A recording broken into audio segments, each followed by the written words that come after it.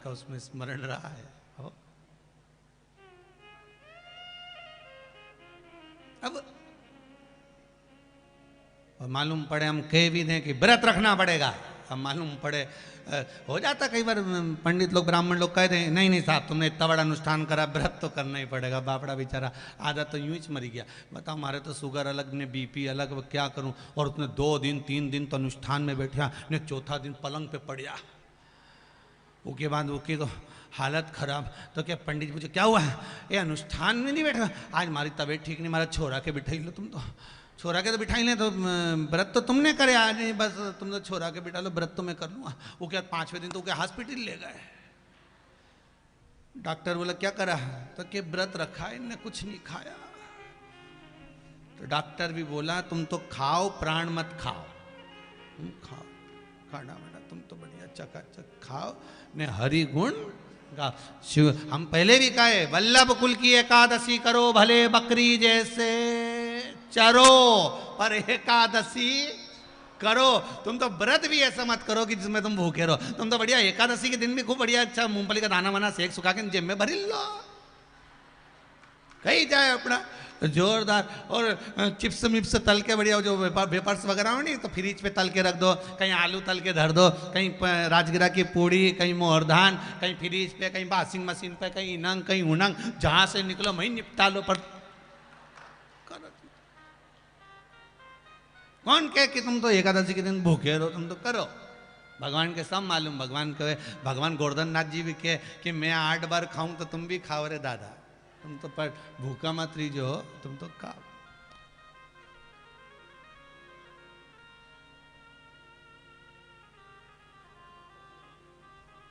किसी ने कहा भोलेनाथ जी भी शंकर जी तो कुछ नहीं खाते होंगे, गुरु जी शिव जी तो कुछ नहीं। हमने कहा कैसे नहीं खाए? आकड़िया की रोटी बनाई, काकड़िया की साग, और परसे माता पार्वती जी पावे भोलानाथ मन शिव रटोरे। अरे छोड़ दो कपट मन शिव रटोरे। वो कहीं सब निपटा है, वो तो बढ़िया जोरदार। जब उनका छोरा इतना खाए, गणेश जी महाराज कितना खाए, तो फिर वो क्यों नहीं खाए?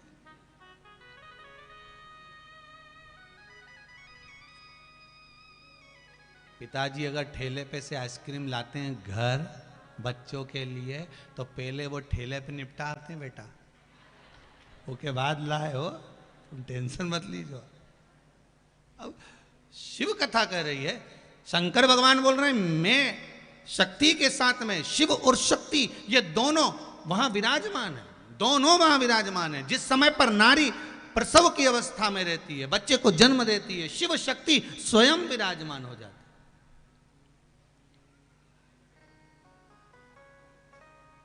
शिव और शक्ति का विराजमान वहां होना, इसलिए आपसे कहा पहले भी, आज फिर कहते हैं, जिन तुमरुका जी ने चंचुला देवी को शिव महापुराण की कथा सुनाई है, अगर डॉक्टर करें कि ऑपरेशन से बच्चा होगा, एक प्रयोग कर कर देखना। 7 गुड़ की डली लीजिए और गुड़ की छोटी छोटी डलियों को लेकर नारी जब हॉस्पिटल के लिए लेकर जा रहे हो, बच्चे को जन्म देने के लिए जा रही हो, 9वां महीना पूर्ण हो, तो वो 7 डली तुमरुका जी का नाम लेकर घुमाकर शंकर पर से, मेरे ओघड़दानी पे से, मेरे शिव बाबा पे से घुमाकर एक एक डली उसको खिला दीजिए। थोड़ी थोड़ी देर में महाराज नारी का ऑपरेशन नहीं होगा, नॉर्मल डिलीवरी ही होगी। तुमरुका जी के नाम में वो प्रबलता है महाराज, वो बल है, कोई साधारण नहीं है तुमरुका जी, जिन्होंने शिव महापुराण की कथा देवादिदेव महादेव को श्रवण कराई, चंचुला देवी को श्रवण कराई, वो साधारण नहीं हो सकता। शंभु शरणे मांगू घड़ी रे, दुख काटो दया करी ने दर्शन।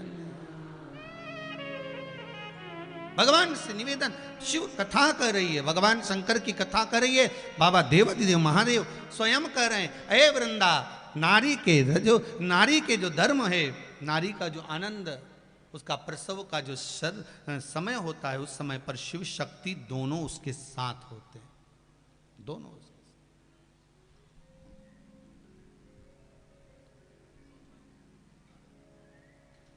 भगवान जन्म लेने वाले बच्चे को जन्म लेने के बाद वृंदा से कह रहे हैं, जब बालक बच्चा जन्म ले लेता है उस जन्म के समय पर उसको माया के फेर में देने के बाद शिव शक्ति वहां से ओझल हो जाती है। कब? जब बच्चे का जन्म हो। आपने देखा होगा छोटे छोटे बच्चे सोते सोते मुस्कुराते हैं, देखा कि नहीं देखा? हंसते हैं। आप तो माँ हो, आप पिता हो, आप लोगों के तो स्मरण में रहेगा, बच्चा सो रहा है तो भी मुस्कुरा रहा है थोड़ी थोड़ी देर में। क्यों? तो शिव और शक्ति दोनों जब उस बच्चे को जन्म देते हैं, माया में बरमा देते हैं, और बरमाने के बाद पार्वती मैया भगवान देवाधिदेव महादेव से कहती हैं, जिस बच्चे को जन्म दिया है, जिसको हम माया में पटक कर आए हैं, उसका दर्शन करने के लिए चलते चलो। शिव और शक्ति जब सामने वापस आकर खड़े होते हैं तो बच्चे के चेहरे पर मुस्कुराहट आ जाती है कि आपने मुझे माया में पटक दिया, संसार में लाकर छोड़, आपने मुझे माया में डाल दिया। माया में भरमाता है जी। एक गुरुजी का चेला 4-5 दिन से नहीं आया, 5वें दिन आया और गुरुजी से आके वो गुरुजी ने पूछा, क्यों रे कहाँ चले गया था, आया नहीं तू, कहाँ था? चेला बोला, गुरुजी मेरी सगाई हो गई। सगाई हो गई? हाँ। तो गुरुजी बोले, मतलब तूने मुझे छोड़ दिया। सगाई होना मतलब गुरु छूट गए। फिर महीनों भर गायब रहा, और गायब होने के बाद फिर आया है 2-1 महीने बाद। गुरुजी बोले, कहाँ चले गया था, नहीं दिखा? गुरुजी मेरी शादी हो गई। गुरुजी बोले, माँ बाप को भी छोड़ दिया। फिर चले गया, फिर आया 1-1.5 साल बाद। गुरुजी ने पूछा, कहाँ गया था? गुरुजी घर में पुत्र जन्म लिया है। गुरुजी ने कहा, अपने आप को भी छोड़ दिया। चेले को गुस्सा आ गया, उसने कहा, गुरुजी क्या फालतू बात कर रहे हो? आप कह रहे हो मेरी सगाई हुई तो आपको छोड़ दिया, ब्याह हुआ तो माँ बाप को छोड़ दिया, पुत्र घर में हो गया तो अपने आप को छोड़ दिया। गुरुजी बोले, और नहीं तो क्या हुआ? सोच जरा, विचार कर, जैसी सगाई हुई तो इतना भरमा गया उस उमंगता में, उस आनंद में कि तू भगवान का भजन धीरे धीरे छूट गया, गुरु का वचन छूट गया, अब तो गुरु से दूर हो गया, क्योंकि माया भरमा रही है तुझको। शादी हो गई, धर्म पत्नी आ गई, माता पिता से दूर हो गया, क्योंकि अब इनका ध्यान रखना पड़ेगा कि इनका ध्यान रखूं। बच्चे हो गए तो अपने आप को भी भूल गया, बच्चों को बड़ा करना है, खिलाना है, ये करना है, वो करना है, उसकी नौकरी, उसकी सर्विस, उसका ये, उसका वो, सब काम करना पड़ेगा। फिर निवेदन है, व्यक्ति अपने आप को भूल जाता है। जब बच्चे बड़े होते हैं उनको बड़ा करने के चक्कर में भूल गया, बच्चों को पढ़ाना है, किसके लिए कमा रहे हो? कई पत्नियां अपने पतियों से कभी तो पूछा करो, किसके लिए कमा रहे हो? सुबह 8 बजे से लेकर रात को 10-10 बजे तक दुकान पर बैठे रहते हो, 1 मिनट खाने की फुर्सत नहीं है, 1 मिनट घर पर आने की फुर्सत नहीं है, कमाना कमाना कमाना कमाना। और मालूम पड़े बीच में फिर कमा कमा कमा कमा कमा कमा सब छोड़ दिया, जीव चला गया। किसके लिए कमाया? ना प्रेम से 2 रोटी खा सके, ना अच्छे से रह सके, हाय हाय करते करते करते करते जिंदगी निकाल दी। बच्चों के लिए, पत्नी के लिए, बच्चों के लिए, पत्नी के लिए, घर परिवार सब बढ़ाने के चक्कर में कमाते रहे, पर भगवान का भजन ना कर पाए। तो गुरुजी कह रहे हैं, अपने आप को भी छोड़ दिया तूने अब बच्चों के लिए। इतने में चेला बोला, गुरुजी कैसे फालतू की बात करते हो, कोई परिवार अपना छूटता है? हमारा परिवार तो हमारा है। गुरुजी बोल रहे, यही तो गुरु का ज्ञान समाप्त हो गया, तुझे परिवार अच्छा लगने लगा, गुरु के वचन बुरे लगने लगे। एक बार प्रैक्टिकल करेगा तू मेरी बात का?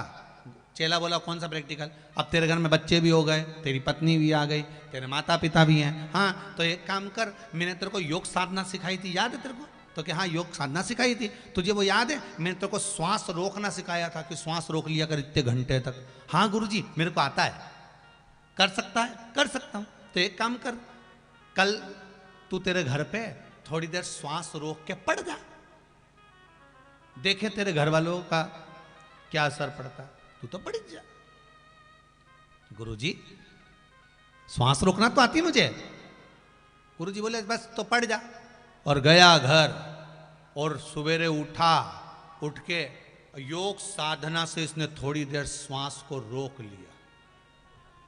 पत्नी अंदर आके बोली, सुनो बच्चों को स्कूल जाना है, छोड़ आओगे क्या?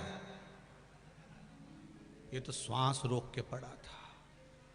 सुनो बच्चों को स्कूल जाना है, छोड़ आओगे क्या? अब ना तो ये हिले ना डुले, क्योंकि इसने योग साधना कर रहा था, सांस रोक के पड़ा हुआ था। पत्नी आई, हिलाया हाथ, इनकी तो नस ही नहीं चल रही है। कहीं नहीं है। दौड़ के मम्मी मम्मी जल्दी आ, क्या हुआ?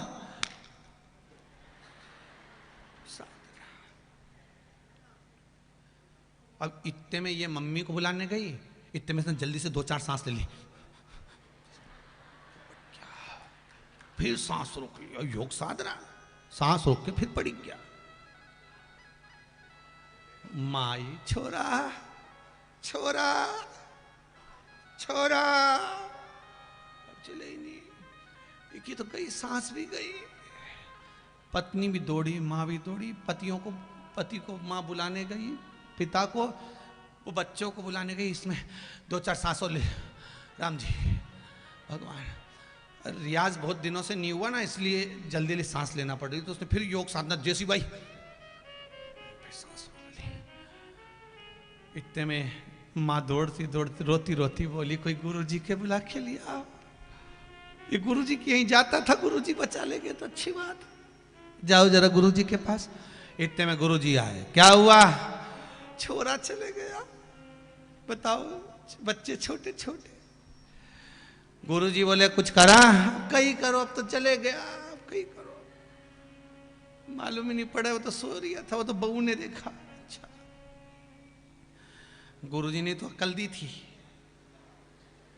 गुरुजी ने अकल दी थी योग साधना की, श्वास रोक के पड़ी जा तो पड़ी गया।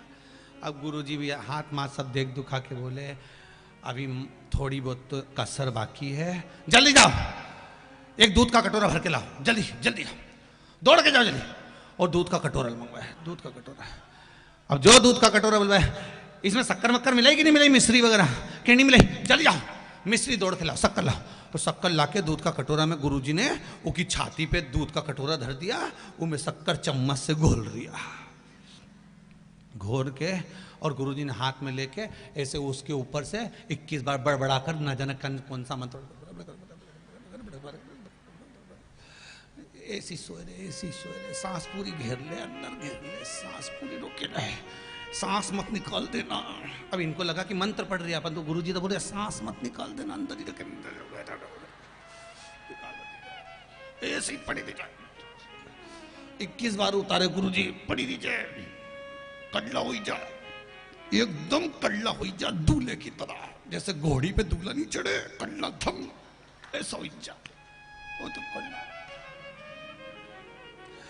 और गुरुजी ने उतारा, गुरुजी छोरा का कुछ होएगा? बिल्कुल, अभी ठीक हो जाएगा।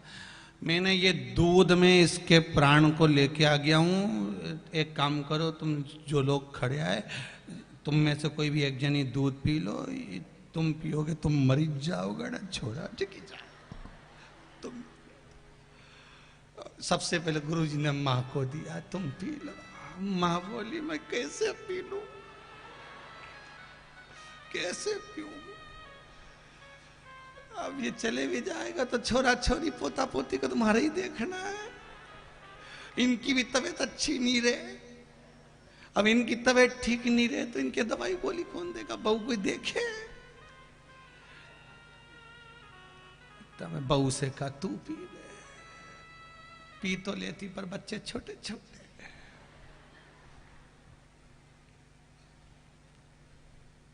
सारे गांव के लोग देख रहे थे कि गुरुजी हमको देखेगा। इतने में गांव के लोग तो पीछे के पीछे सटक लिया कि दादा ये दूध अपने पिला दे, कहीं ठिकाना। तो सब सटक लिया एक एक करके, पूरा गांव का लोग सब। इतने में छोटा सा बच्चा बोला गुरुजी तुम पी लो। जैसे ही बोला तुम पी लो, इतना में तो डोकरी रोती रोती बोली, गुरुजी तुम्हारा तो जन्म ही परमार्थ के लिए हुआ है। गुरुजी तुम तो परमार्थ के लिए पैदा हुए हो, गुरु नहीं करेगा तो कौन करेगा? गुरु तो दयालु होता है, दातार होता है। तुम धर्म कर कर चले जाओगे गुरुजी, एक मार्बल की मैं तुम्हारी समाधि बनवा दूंगी, ऐसी जोरदार समाधि बनवाऊंगी मैं, देसी घी का दिया 12 महीना जलवाऊंगी गुरुजी, तुम्हारा इतना बड़ा फोटो लगवाऊंगी। इतना परमार्थ करके गुरुजी गए। गुरुजी दूध लिए, डकार गए। अब सब घर का लोग देख रहे, मरेगा भी तो थोड़ी देर, अभी मरेगा। इतना में तो गुरुजी ऊपर हाथ फेर के बोले, उठ जा छोरा, उठे। और जो छोरा उठा उसने कहा, गुरुजी तुम बिल्कुल सही बोले। इतने में माँ बोली, कई सही बोले, आधा किलो दूध पी गया गुरुजी। क्या सही बोले? सही बोले? क्या हुआ? गुरुजी सही बोले कि सब संसार झूठा है, सब संसार।